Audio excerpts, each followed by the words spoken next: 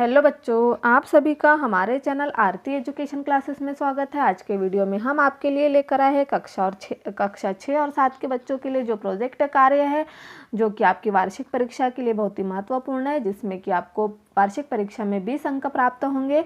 तो यहाँ पर हम प्रोजेक्ट कार्य के जो अंक है वार्षिक परीक्षा के, उन्हें आपको बता देंगे कि किस तरह से आपको प्रोजेक्ट कार्य करना है। तो आइए बच्चों, हम देखते हैं विषय विज्ञान के कक्षा 6 और 7 के बच्चों के लिए प्रोजेक्ट कार्य 1।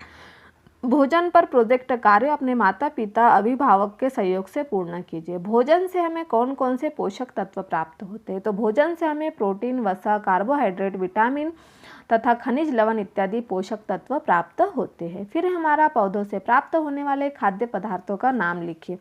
पौधों से प्राप्त होने वाले खाद्य पदार्थ फल, सब्जियां, चावल, दाल, चना इत्यादि है। जो हमें पौधों से प्राप्त होने वाले खाद्य पदार्थ है फल, सब्जियां, चावल, दाल, चना इत्यादि हमें पौधों से प्राप्त होते। फिर है पोषक तत्वों की कमी से होने वाले रोगों के नाम लिखिए। पोषक तत्व होने वाले रोग, विटामिन ए से हमें रतौंधी होती है।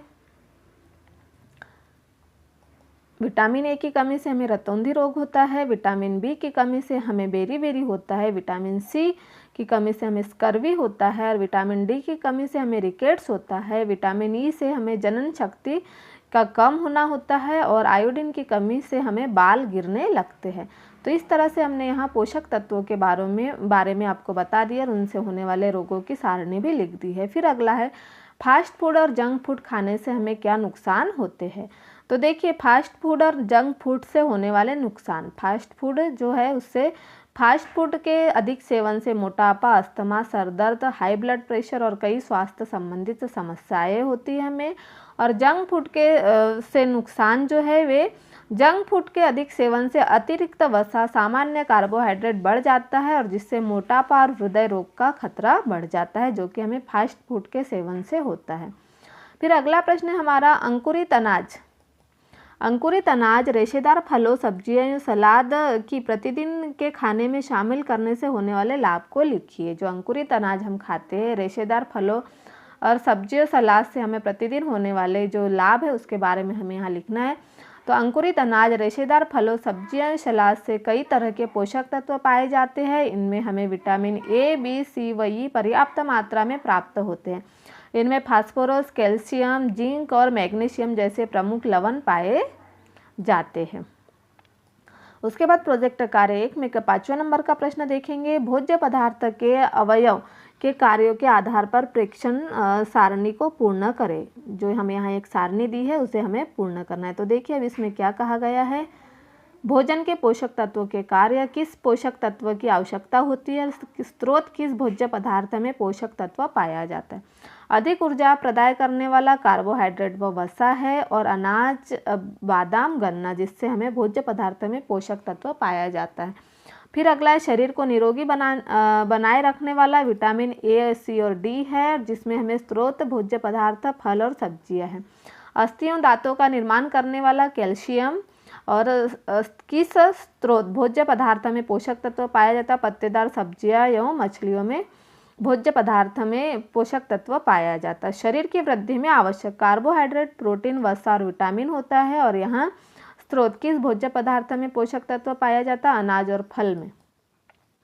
तो इस तरह से हमने जो सारणी है उसे पूर्ण की है। अब हम आगे देखते हैं अगला प्रश्न। अगले प्रश्न में क्या दिया हुआ है। अपने घर से विभिन्न अनाजों के कुछ दाने मटर, मक्का, चना, गेहूं व सेम से लेकर उन्हें मिट्टी के अंदर रखकर उसमें नियमित पानी डालिए व बीजों के अंकुरन का अवलोकन कर सारणी को पूर्ण कीजिए। क्रमांक अनाज अंकुरन से लगने वाला समय। तो यहाँ अंकुरन में कितना समय लगता है वह हमें बताना है। मटर को अंकुरन में 4-5 दिन लगते हैं। मक्का में 5-6 दिन लगते हैं। चना में 3 व 4 दिन, गेहूं 4 से 6 दिन और सेम में 3 से 4 दिन इनके अंकुरन में लगते हैं। तो इस तरह से आप इसे सारणी बनाकर लिख लीजिए।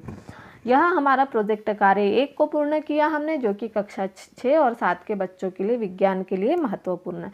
अब हम आगे बढ़ते हैं। अगला प्रश्न है हमारा प्रोजेक्ट कार्य 2। हमें 2 प्रश्न लिखना है, तो हम यहाँ आपको दोनों प्रोजेक्ट कार्य बताएंगे। प्रोजेक्ट कार्य 2, जल पर प्रोजेक्ट कार्य अपने माता पिता अभिभावक के सहयोग से पूर्ण कीजिए। आपके द्वारा एक दिन में उपयोग की जाने वाली जल की मात्रा का अनुमान लगाकर लिखिए। जल की जो मात्रा है उसका अनुमान लगाकर। क्रियाकलाप, उपयोग किए गए जल की मात्रा। तो सबसे पहला हमारा पीने में हमें 2 लीटर लगता है, ब्रश करने में 2 लीटर, नहाने में 10 लीटर, बर्तन साफ करने में 20 लीटर और कपड़े धोने में 40 लीटर, शौचालय में 15 लीटर, घर साफ करने में 40 लीटर और गाड़ियाँ साफ करने में 30 लीटर और अन्य कोई उपयोग के लिए 20 लीटर। तो इस तरह से हमें यहाँ पर जो जल है वह उपयोग किया जाता। तो देखिए यहाँ कुल हमारा कितना जल उपयोग किया जाता। हम दिन भर में 20, 30, 50, 50 और 40, 90, 100, 100 और 40, 140, 160, 170, 70 और 5, 75, 76, 77 और यह 78। तो हमारा 178 लीटर हम दिन भर में कुल व्यय करते हैं, जल जो उपयोग में लाते हैं वह। तो इस तरह से यहाँ हमें कुल जल की मात्रा लिखना है। फिर हम आगे बढ़ते हैं। आपके घर में पीने के लिए या विभिन्न कार्य के लिए जल कहाँ से प्राप्त होता है। तो हमारे घर में पीने के लिए या अन्य कार्य के लिए जल हैंडपंप, नल, बोर, कुआं आदि से प्राप्त होता है। जल की बर्बादी रोकने के लिए हमें कौन से घरेलू उपाय करने चाहिए। घरेलू उपाय, बाल्टी में पानी लेकर जग से नहाना चाहिए, सब्जियों फलों को नल के नीचे नहीं धोना चाहिए और फव्वारा व नल में नहाना नहीं चाहिए। तो इस तरह से हमने यहाँ प्रश्न नंबर 3 को पूर्ण किया। अब देखिए, समाचार पत्र में पत्रिकाओं में जल की कमी से संबंधित लेख और चित्रों की कतरन एकत्रित कर स्केच बुक बनाए। तो यहाँ आपको चित्र चिपकाना है उनके बनाकर, जो समाचार पत्र में आपको मिलेंगे। तो आप यहाँ 2-3 चित्र चिपका लीजिए। फिर अगला है, नदी तथा तालाब के पानी को पीने योग्य कैसे बनाया जाता। तो नदी तथा तालाब के पास कुएं खोदकर या हैंडपंप लगाकर पानी को पीने योग्य बनाया जा सकता है। नदी या तालाब के पानी को फिल्टर करके पीने योग्य बनाया जा सकता है। फिर है अगला प्रश्न, वर्षा जल को संचित करने के लिए उपाय लिखिए। तालाबों, भूमिगत टैंकों, बांध, जल संग्रह, जलाशय, छत प्रणाली, महत्वपूर्ण सावधानियां आदि द्वारा वर्षा जल को संचित किया जा सकता है। फिर अगला प्रश्न है, जल स्रोतों के प्रदूषित होने के कारण या प्रदूषण दूर करने के उपाय लिखिए। प्रदूषित होने के कारण औद्योगिक कूड़ा द्वारा पानी में शव बहाने, नहाने, कचरा फेंकने, एसिड रेन आदि। प्रदूषण दूर करने के उपाय, औद्योगिक कूड़ा कचरा आदि को नदी, तालाब एवं कुओं में नहीं फेंकना चाहिए। फिर अगला है, जल की कमी को दर्शाने वाले स्लोगन लिखिए और पोस्टर बनाइए। स्लोगन, जल ही जीवन है, इसके बिना सब निर्जन है। जल है तो कल है, कर लो अपने मन में निश्चय, करना है जल का संचय। जल संरक्षण हमारा दायित्व ही नहीं, कर्तव्य भी है। तो इस तरह से हम स्लोगन बनाकर लिख सकते हैं। तो इस तरह से हमने जो प्रोजेक्ट कार्य 2 है उसे भी पूर्ण कर दिया। और यह प्रोजेक्ट कार्य आपकी वार्षिक परीक्षा के लिए बहुत ही महत्वपूर्ण है, जिसमें कि आपको प्रोजेक्ट कार्य कंप्लीट करके लाना है।